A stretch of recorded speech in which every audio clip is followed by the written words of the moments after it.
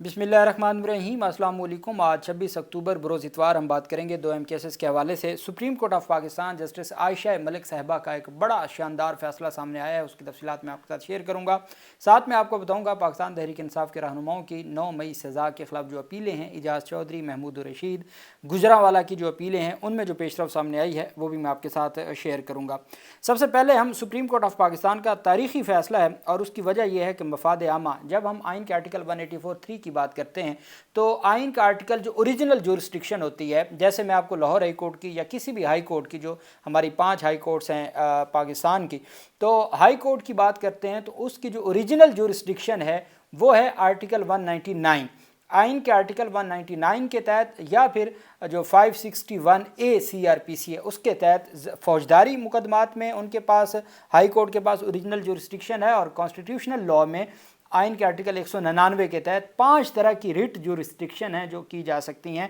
और जारी हो सकती हैं जो लाहौर हाई कोर्ट्स की जानिब से।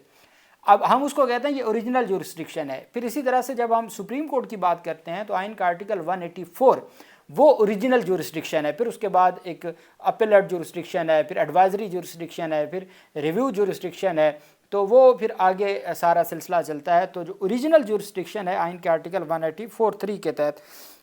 वो मफाद आमा की है। 184 की जब हम बात करते हैं तो वो तो बेसिकली है कि जब दो हुकूमतों का आपस में कोई तनाज़ा हो, वफाक का किसी सूबे के साथ, सूबे का वफाक के साथ, सूबे का दूसरे सूबे के साथ, वो 184 में आएगा। तो इसी तरह से जब हम 184(3) की बात करते हैं तो डायरेक्ट जो रिट पिटिशन है जो सुप्रीम कोर्ट ऑफ पाकिस्तान में दायर हो सकती है, याद रखिएगा, रिट हाई कोर्ट हो या सुप्रीम कोर्ट हो, तब दायर की जा सकती है जब अल्टरनेट रेमेडी मौजूद ना हो। और हमेशा रिट फाइल की जाती है गवर्नमेंट के ख़िलाफ़ या गवर्नमेंट के इदारों के ख़िलाफ़। दो इंडिविजुअल आपस में एक दूसरे के ख़िलाफ़ रिट नहीं फाइल कर सकते। रिट फाइल ही तब होती है कि जब कोई और रेमेडी मौजूद ना हो या वो किसी गवर्नमेंट के इदारे के ख़िलाफ़, और गवर्नमेंट के इदारे के ख़िलाफ़ भी तब होगी जब कोई और रेमेडी अवेलेबल ना हो, कोई अल्टरनेट रेमेडी ना हो, तब आप हाई कोर्ट से भी रिट फाइल कर सकते हैं। और सुप्रीम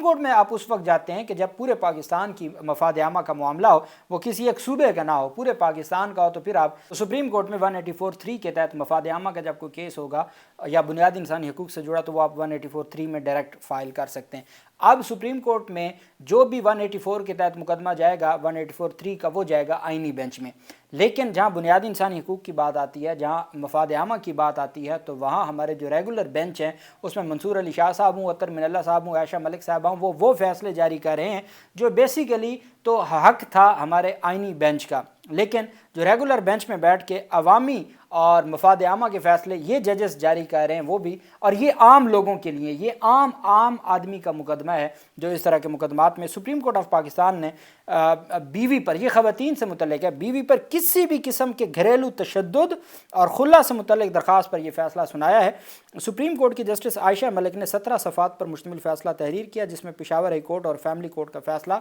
कलअदम करार दिया। सुप्रीम कोर्ट ने अपने तहरीरी फ़ैसले में लिखा कि औरत की मर्ज़ी के बग़ैर अदालत खुला नहीं दे सकती। अज़दवाजी ज़िंदगी में नफसियाती अजियत, जिस्मानी तशद्दुद जितनी संगीन है, अगर कोई नफसियाती तौर पर अजियत में मुब्तला रखता है किसी को, तो अदालत ने डिक्लेयर किया है कि वो जो नफसियाती अजियत है ना, वो उसी तरह संगीन है जैसे जिस्मानी तशद्दुद है। शौहर की इजाज़त के बगैर दूसरी शादी तनसीख़ निकाह के लिए एक जायज़ बुनियाद है। अब जब कानून बन गया कि बीवी की इजाज़त के बगैर आप दूसरी शादी नहीं कर सकते और दूसरी शादी कर ली गई है, और इस ग्राउंड के ऊपर बीवी जाती है खुला लेने के लिए जी कि इन्होंने मुझसे दूसरी शादी के लिए इजाज़त नहीं ली, तो सुप्रीम कोर्ट ऑफ पाकिस्तान ने उसको दुरुस्त करार दे दिया और जायज़ करार दे दिया। फैसले में लिखा गया कि अदालतों को ख़वातीन से मुतल्लिक़ मुहतात अल्फाज इस्तेमाल करने चाहिए, जबकि पार्लियामेंट ने जुल्म की तारीफ़ कानून में बयान करने की कोशिश ही नहीं की, बल्कि मुख्तलिफ़ मिसालें देकर उसकी नौइयत और दायरा कार को वाज़ेह किया है। जुल्म, तशद्दुद की जो फैमिली कानून में जो तशद्दुद का अल्फाज है उसकी कोई डेफिनेशन ही नहीं लिखी पार्लियामेंट ने, मिसालें दे के उसकी वजाहत की है, लेकिन कोई एक उसकी डेफिनेशन नहीं बनाई गई पार्लियामेंट की जानिब से। तहरीरी फैसले में कहा गया, कानून में दी गई मिसालें हतमी नहीं बल्कि रहनुमाई के लिए वजाहत के तौर पर दी गई हैं। अदालतों को गुंजाइश हासिल है कि वो जुल्म की मुख्तलिफ सूरतों को पहचान सकें और जुल्म साबित होने की सूरत में इंसाफ कर सकें। सुप्रीम कोर्ट ने फैसले में लिखा कि जुल्म सिर्फ जिस्मानी नुकसान तक महदूद नहीं है, बल्कि ऐसा तर्ज अमल जो जहनी या जज्बाती अजियत पहुँचाए और औरतों के लिए इज़्ज़त व सलामती کا جو معاملہ ہے، ان کی ڈگنیٹی کا معاملہ ہے، ان کی جو عزت اور سلامتی کا معاملہ ہے، اگر اس کے اوپر کوئی عزت و سلامتی کے ساتھ گھر میں رہنا ناممکن بنا دے، ایسا تشدد جو خواتین کا عزت کے ساتھ گھر میں رہنا ناممکن بنا دے، وہ بھی ظلم کے زمرے میں آتا ہے کہ آپ بات چیت نہیں کرتے، آپ بدتمیزی کرتے ہیں، آپ جسمانی تشدد نہیں کر رہے، آپ بدتمیزی کرتے ہیں، آپ ٹیز کرتے ہیں، آپ طعنہ زنی کرتے ہیں، آپ ان کو ان کے جو حقوق ہیں ان کا اخراجات نہیں دیتے، ان کی جو جائز جو ان کے حقوق ہیں وہ پورے نہیں کرتے، تو یہ ساری چیزیں ظلم کی ڈیفینیشن میں، خواتین پر ظلم کی definition supreme court of Pakistan نے کر دی ہے، جو پارلیمنٹ نہ کر سکی، جو ہمارا آئینی بینچ نہ کر سکا، وہ جسٹس عائشہ ملک صاحبہ نے ظلم کی بھی تشریح کر دی کہ ظلم سے مراد یہ ہے کہ جو ذہنی جذباتی اذیت عورت کے لیے عزت اور سلامتی کے ساتھ گھر میں رہنا ناممکن بنا دے، وہ بھی ظلم کے زمرے میں آتا ہے۔ فیصلے میں لکھا گیا کہ عدالتوں نے ظلم کو ایسے رویے کے طور پر بیان کیا جو صرف جسمانی تشدد تک محدود نہیں۔ عدالتوں نے قرار دیا ہے کہ ظلم الگ الگ حرکات پر مشتمل ہو سکتا ہے جو بظاہر ایک دوسرے سے جڑی نہ ہوں۔ مجموعی طور پر نقصان پہنچانا اور عورت کے لیے نکاح میں رہنا ناقابل برداشت بنانا بھی ظلم ہے، کہ آپ اتنا اس کو تکلیف پہنچائیں کہ اس کے لیے نکاح میں رہنا اس کے لیے ممکن نہ رہے، ناقابل برداشت ہو جائے، تو یہ بھی ظلم ہے۔ جسٹس عائشہ ملک نے فیصلے میں لکھا کہ عدالتوں نے ظلم کی تعریف کو وسیع کرتے ہوئے کہا ہے کہ ظلم میں ذہنی اذیت دینا، گالم گلوچ کرنا بھی ظلم ہے، یا جھوٹے الزامات لگانا بھی ظلم ہے۔ جسمانی زخم شرط نہیں ہے، بلکہ ظلم ہر ایسے رویے پر مشتمل ہو سکتا ہے جو عورت کو دکھ، مایوسی اور اعتماد کی کمی سے دوچار کرے۔ سپریم کورٹ نے تحریری فیصلے میں لکھا کہ اگر اثرات تکلیف دہ اور شدید ہوں اور ازدواجی زندگی گزارنا ناممکن ہو جائے تو یہ ظلم کہلائے گا، کہ اگر گالم گلوچ ہے یا جو تکلیف دی جاتی ہے وہ ذہنی نفسیاتی تکلیف ہے، وہ اس حد تک بڑھ جائے کہ وہ اور اتنی شدید ہو کہ ازدواجی زندگی گزارنا ناممکن ہو جائے، تو یہ بھی ظلم کے زمرے میں آئے گا۔ فیصلے میں کہا گیا کہ انٹرنیشنل جو کنونشنز ہیں، international conventions on civil and political rights, جسمانی اذیت اور ظالمانہ، غیر انسانی یا تحقیر آمیز سلوک کو ممنوع قرار دیا ہے۔ اقوام متحدہ کی ہیومن رائٹس کمیٹی نے ایسے گھریلو ظلم کی شکار شادیوں پر بھی لاگو کیا ہے تاکہ تحفظ یقینی بنایا جا سکے اور انصاف ہو سکے۔ عدالت نے خاتون کی درخواست کو منظور کرتے ہوئے فیملی کورٹ اور اپلیٹ کورٹ کے فیصلے اور ڈگریاں اور پشاور ہائی کورٹ کے حکم نامہ خلا، مہر و نان و نفقہ کی حد تک کالعدم قرار دے دیا۔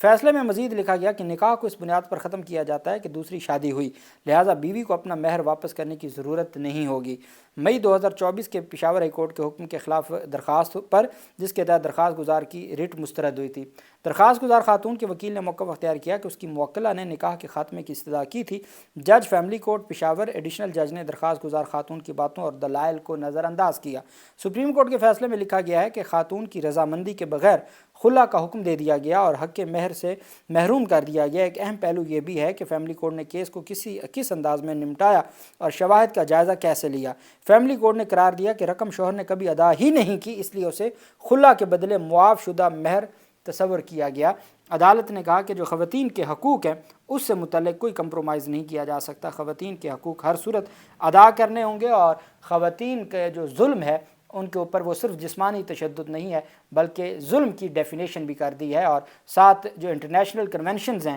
سیاسی اور جو انسانی حقوق سے متعلق اس کا بھی ذکر کرتے ہوئے اس کی تفصیلات بھی درج کر دی جسٹس عائشہ ملک صاحبہ کے اس بینچ نے، اور انہوں نے تفصیلی فیصلہ جاری کر دیا۔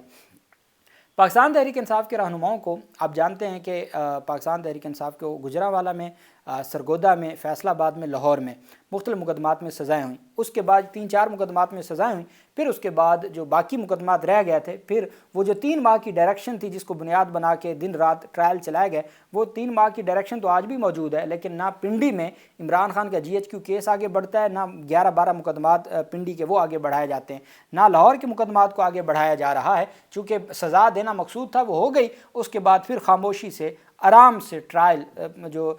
روٹین کے ساتھ چلایا جا رہا ہے، چونکہ وہ جیسے شاہ محمود قریشی کی مثال ہے کہ وہ باقی مقدمات میں بری ہو گئے، کچھ مقدمات میں انڈر ٹرائل ہے اور ان کی ضمانت کی درخواستوں پہ ریکارڈ نہیں آتا اور وہ سلسلہ جاری ہے۔ اب ان کی اتنی محنت مشقت کے بعد اور ریکارڈ آنے کے بعد اگر سزائیں معطل ہو جاتی ہیں تو تب تک پھر نئے مقدمات میں سزائیں تیار ہوں گی۔ اگر یہ اکٹھی سزائیں آ جاتی تو کم از کم یہ پورا پروسیجر اکٹھا ہو جانا تھا۔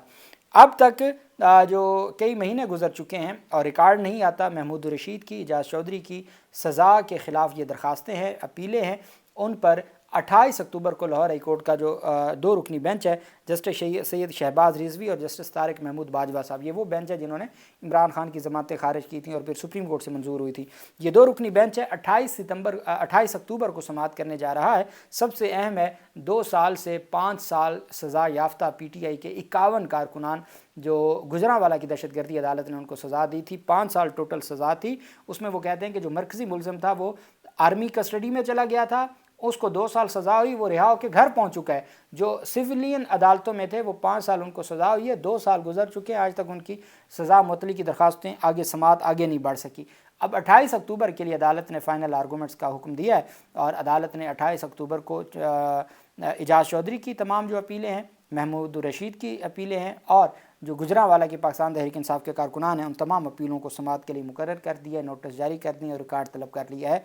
28 अक्टूबर को। अब देखना यह है कि अदालत की जानिब से इन मुकदमात को आगे क्या 28 अक्टूबर को ये डेट होगी या डिसाइड होंगे, आर्गूमेंट्स होंगे या नहीं होंगे, रिकॉर्ड आता है या नहीं आता। जो भी तफसीलात होंगी मैं आपके साथ शेयर करता रहूँगा। अल्लाह पाक पाकिस्तान का हमें नासिर हो। बहुत शुक्रिया। अल्लाह हाफिज़। पाकिस्तान जिंदाबाद।